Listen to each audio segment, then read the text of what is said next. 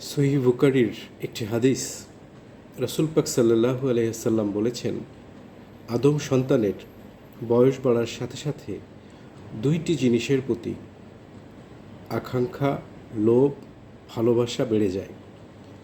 তার মধ্যে একটি হচ্ছে ধন সম্পদের প্রতি, আর আরেকটি হচ্ছে দুনিয়ার প্রতি আসক্তি এবং দীর্ঘ হায়াতের প্রতি লোভ জন্মায়।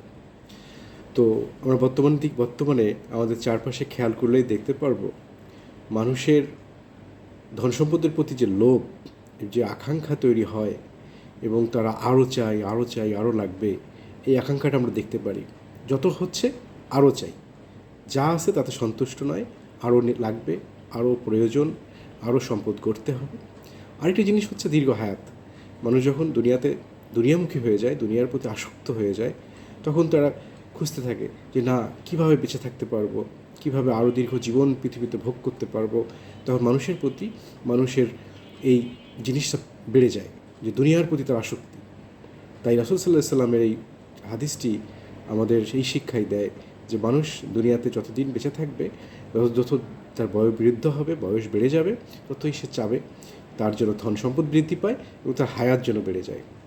তাই আমাদের এখান থেকে বুঝতে হবে এবং দুনিয়া থেকে শিক্ষা নিতে হবে এবং পরকালের প্রতি পরকালমুখী হতে হবে, সেইভাবে আমাদের জীবনযাপন করতে হবে।